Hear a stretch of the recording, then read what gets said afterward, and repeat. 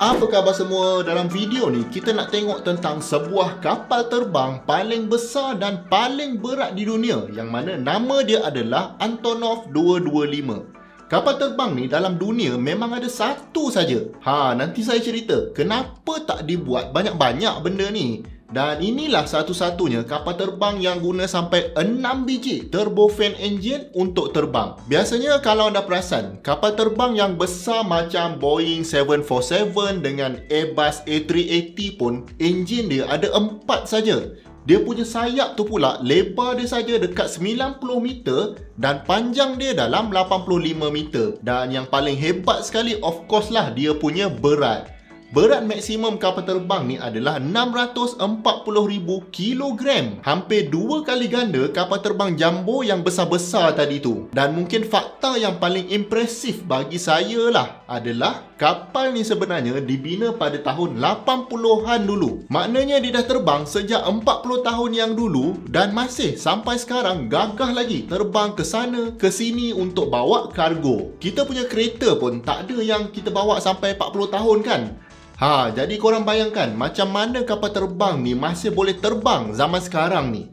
Padahal teknologi dalam tu memang teknologi lama. Contohnya kalau anda pernah tengok gambar kokpit airliner macam Boeing ataupun Airbus, kita rasa memang betul-betul canggih lah. Tapi kalau tengok kokpit Antonov ni, memang instrumen dia lama-lama. Punya banyak dia punya analog output sampai kat Antonov ni memerlukan 6 orang untuk kontrol. First ada pilot dengan co-pilot. Of course lah 2 orang ni akan terbangkan benda ni secara berganti-ganti.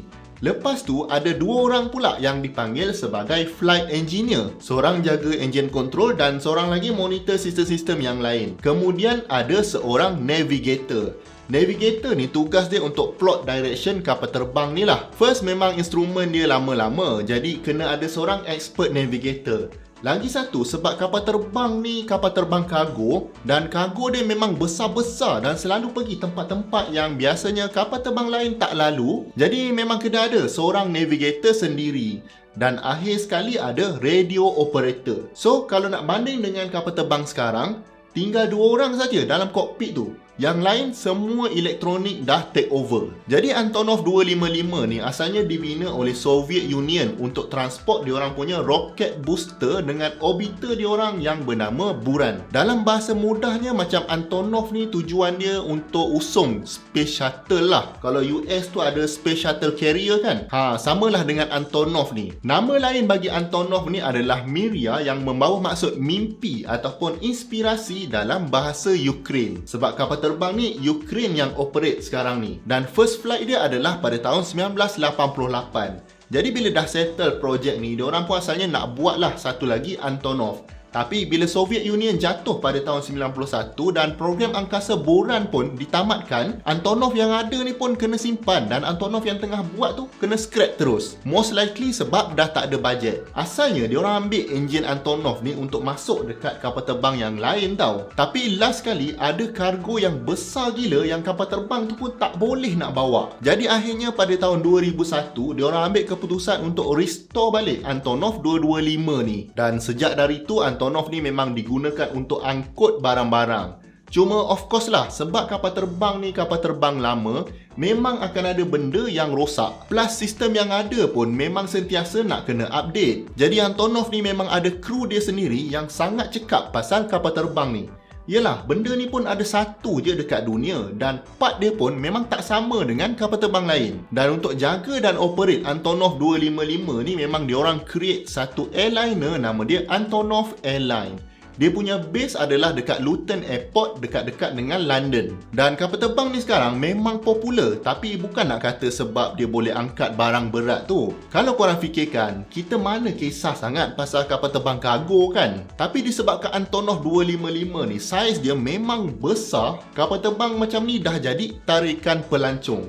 memang orang akan berkumpul dekat luar airport kapal terbang ni take off dengan landing semata-mata nak tengok kapal gergasi ni terbang. Jadi dari segi engineering memang satu pencapaian yang hebat lah, sebab benda ni dibuat pada tahun 80-an yang mana teknologi digital memang sangat limited waktu tu. Dan antara barang yang terberat Antonov 255 ni pernah bawa adalah sebuah generator yang seberat 160,000 kilogram dari Chile pergi ke Bolivia pada tahun 2018. Generator ni kan bukan setakat berat tau, tapi saiz dia tu pun memang tak muat kalau nak guna aircraft yang lain. Dan bila tengok saiz yang ngam-ngam ni, saya rasa engineer yang buat generator tu pun mesti dah budget saiz maksimum yang diorang boleh buat untuk bagi masuk dalam Antonov ni. Tapi asalnya kan memang semua orang ingat benda ni impossible. Korang bayangkanlah 160,000 tan tu lebih kurang 150 biji kereta Myvi. Semuanya disumbat masuk dalam sebiji kapal terbang.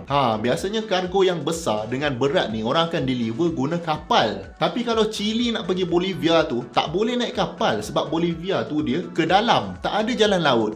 Lepas tu nak guna jalan darat pun tak boleh sebab Chile ni dia duduk dekat belakang pegunungan Andes. Jadi nak tak nak kena angkat generator tu bagi lepas gunung-gunung tu baru boleh sampai Bolivia. Memang mencabar kan? Nasib baiklah ada Antonov ni. Asalnya kalau korang nak tahu, memang loading untuk single piece cargo macam ni dah lebih dah weight limit yang dibenarkan untuk tapak kapal terbang tu. Jadi takut berlubang belah bawah sebab kargo ni berat sangat. Jadi nak tak nak dia orang terpaksa modify kapal terbang tu. Dan Antonov Airlines sendiri dia transport dia orang punya crane dengan equipment sendiri dari Ukraine ke Chile sebab dekat Chile tak ada equipment yang boleh handle kargo seberat ni. Memang nightmare lah dari segi logistik. Dan memang kru-kru Antonov Airlines ni dapat special training yang khusus untuk angkat generator ni saja. Sebab inilah benda yang paling besar dia orang angkat sebelum ni. Dari cara nak loading nak kena modify, nak unloading pun kena buat prosedur baru. Plus equipment generator ni agak sensitif. Jadi kalau bergegar-gegar, lepas tu rosak, masalah juga kan. Dan memang diorang letak sensor dekat generator ni untuk check berapa maximum vibration masa dalam flight tu. So kalau rosak, Antonov Airlines ni lah yang kena tanggung. Jadi memang berisiko besar lah projek ni, tak kira dari segi teknikal ataupun dari segi kewangan. Kalau tak sebab tak boleh lalu laut dengan gunung ganam ni, mesti tak ada orang gila lah nak transport benda seberat ni naik kapal terbang.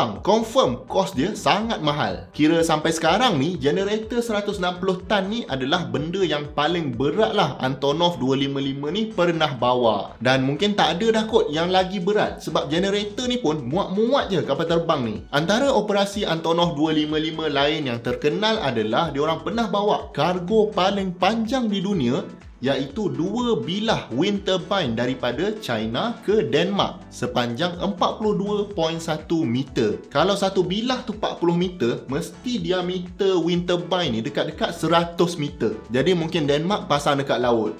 Dan recently untuk bantu wabak yang berlaku, Antonov 255 ni juga dia terlibat untuk deliver barang-barang perubatan dari China ke tempat-tempat lain di dunia. Dan bagi saya mungkin dah sampai masanya untuk bina satu lagi Antonov ni supaya lagi banyak barang-barang besar boleh deliver di merata dunia. Cuma nak buat aircraft yang sebiji macam ni susah sikit sebab plan yang asal tu ada pada Rusia dan diorang ni tak ngam dengan Ukraine. Jadi nak dapat part pun susah. Satu cara lain lagi adalah dengan design je aircraft yang baru dan lagi canggih.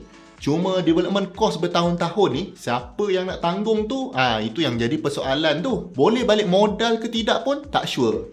Mungkin kalau state funded project boleh lah kot. Kalau nak harapkan private company macam Boeing dengan Airbus tu, susah sikit lah.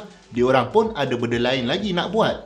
Siapa dekat sini tahu yang Antonov 255 Miria ni pernah landing dekat KLIA? Dah 3 kali tau diorang landing dekat KLIA. Mesti seronok siapa dapat tengok tu. Jadi jangan lupa tinggalkan komen anda di bawah. Dan kalau anda dapat belajar something dari video ni, saya hargai sangat kalau anda dapat bantu channel ni dengan 2 klik. Klik butang like dan klik butang subscribe. Dan sharekan video ni pada siapa-siapa yang anda rasa bermanfaat. Jumpa lagi di video yang akan datang. Assalamualaikum.